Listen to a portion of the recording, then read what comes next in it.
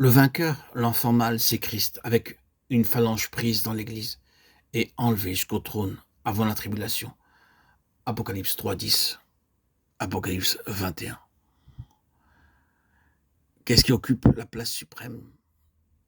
C'est un groupe de rachetés associés avec Christ sur son trône pour avoir vaincu le grand dragon, le serpent ancien appelé le diable, et Satan, celui qui séduit toute la terre, l'accusateur des frères. Le Seigneur Jésus est le premier vainqueur, le vainqueur par excellence.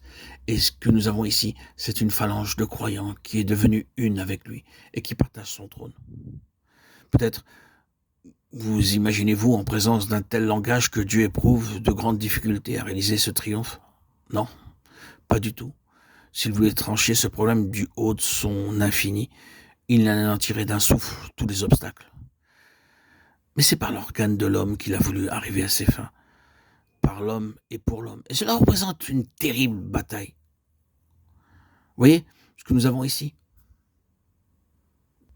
L'exploit de Dieu, le succès de Dieu en Christ, personnifié par cette phalange particulière et représentative, les vainqueurs. Par rapport à ce facteur central, tout le reste du récit se trouve dans une position de relation. Tout le contenu du livre de l'Apocalypse est en rapport d'une sorte ou d'une autre avec cet aboutissement suprême. Le commencement converge et se noue au chapitre 12 et le reste du livre n'est que la résultante, le dénouement de cet événement de premier plan. Peut-être ferons-nous quand même bien de ne pas dissocier les chapitres 12, 13 et 14 qui ont entre eux des rapports si étroits. Mais cette partie du chapitre 12 est en réalité l'axe autour duquel tout le reste gravite. Si de là, vous revenez en arrière pour parcourir le livre, dès son début, vous commencez avec Éphèse et voyez le premier amour abandonné. Ce que j'ai contre toi, c'est que tu as abandonné ton premier amour. Vous voulez une explication de cet abandon du premier amour? Et vous découvrez qu'elle ne doit pas être cherchée dans le simple déclin d'un enthousiasme, mais bien dans un antagonisme spirituel raisonné, l'ennemi multipliant ses efforts pour tâcher d'éteindre dans le cœur du croyant le feu de l'amour pour Dieu. Vous savez bien ce qu'il en est du véritable amour pour le Seigneur. Il ne s'en va pas ainsi de lui-même, et l'on n'y renonce pas de propos délibérés. Il faut plus que cela pour le faire disparaître.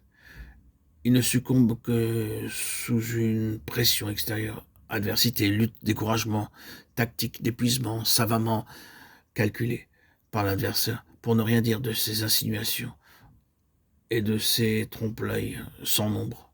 Le piège du monde, la séduction du péché, cette opposition terrible et systématique qui nous barre parfois le chemin, des obstacles naturels. Ah, cela, des questions de caractère. Ah, c'est bien plus loin qu'il faut chercher l'instigateur de toutes ces choses.